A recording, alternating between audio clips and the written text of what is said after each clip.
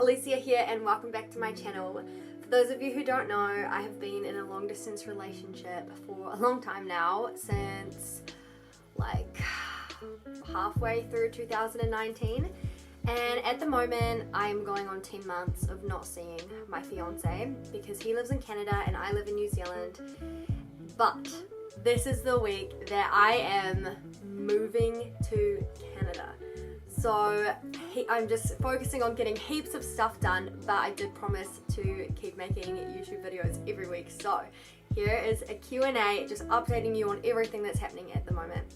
Also, I got this really special necklace from my family on my bridal shower, and it's just really special. And I think I'm gonna, I don't know if you can see that properly. It's rose gold, just like my wedding ring. They kind of match each other, so it's really special. So I am doing a Q&A just to update you all on what's going on. I asked on my Instagram for people to ask me any questions, and I screenshotted the questions, but I haven't looked at them since. So I'm just gonna be answering them right now. First question, any fears / worries about moving to Canada? So excited for you. Thank you. I mean, the biggest thing that I would say is a fear is like, because everything's so unknown at the moment, like with COVID, I do not know when I'm going to be able to see my family and friends again in New Zealand, so that's a bit of an unknown, and unknowns are usually scary, so that's a little bit of a fear. But other than that, I don't really have any fears. I'm just so excited to get married, be with Josh, see my friends in Canada again, and just start a whole new chapter of my life. Will you be trying to find a job in Canada? Congratulations, by the way. Thank you. And yeah, eventually I will, since I'm moving there permanently, like eventually I'll work. But at first, I'm just kind of going to settle in. I don't really feel like Josh and I don't really feel like there's any rush for me to find a job. I'm just going to take my time, and when I'm ready, I will find a job. Will you have kids straight after marriage? That's gonna be a hard no.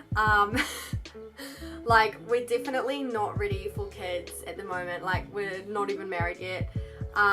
So we're just really focusing on getting married right now, and then once we're married, we're gonna have so many things to get used to. Neither of us have been married before, so we're just going to have a lot of things to focus on. I think it will be a few years before we start trying for babies.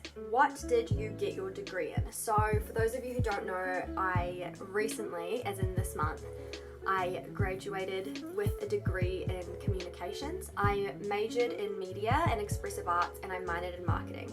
So that's what my degree is in. It was a very interesting degree. It's very versatile, and there's lots of different jobs that you can go into because of it.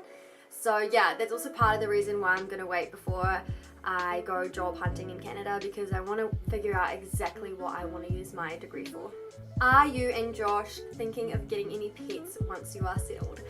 Josh and I always talk about getting dogs. We think that we both really want a pit bull. It's been so hard for us to like agree on an animal, because for the most part I love little dogs because I love like cuddles and, you know, like I just like little dogs. But he loves big dogs that he can take for a run and that, you know, can potentially protect us and stuff like that. But I think we've like agreed on a pit bull. So eventually we want to get a pet, but at first we're going to be staying in an apartment, so we won't really have a backyard. So I feel like that would be kind of unfair for the animal, even though like we can have an animal in the apartment. I just don't know if we would do that, because there wouldn't be like grass or anything for the animal, which would be kind of sad.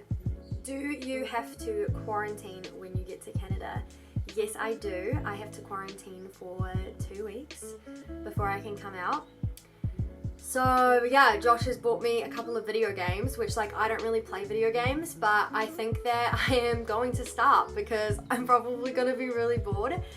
And yeah, I'm just going to be making YouTube videos and cooking and probably rearranging the apartment and just doing stuff like that to keep myself busy during quarantine. But there will most likely be a quarantine vlog or two, so you will be quarantining with me. Are you saving yourself for marriage? I kind of talked about this in another video where I said like answering your assumptions about me, that I am saving myself for marriage. So yeah, I have been saving myself for marriage, but I will not be having to save myself for marriage for much longer because I'm going to be married soon. When do you plan on getting married in Canada? I am getting married. I was debating whether or not to share the date, but I'm going to share the date. I am getting married on the 19th of December this year.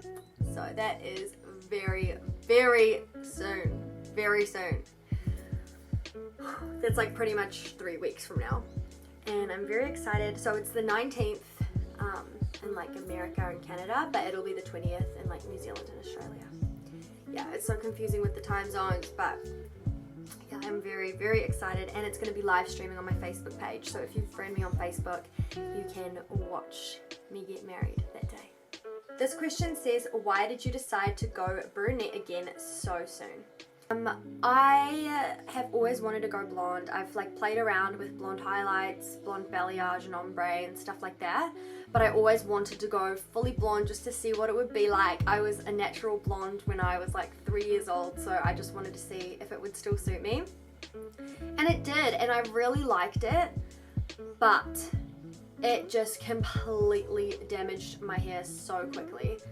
I'll put photos here again of like before and after. So before, my hair, when it was blonde, it was like super dead and dry and frizzy and hard to manage and knotty, and it was just like a nightmare.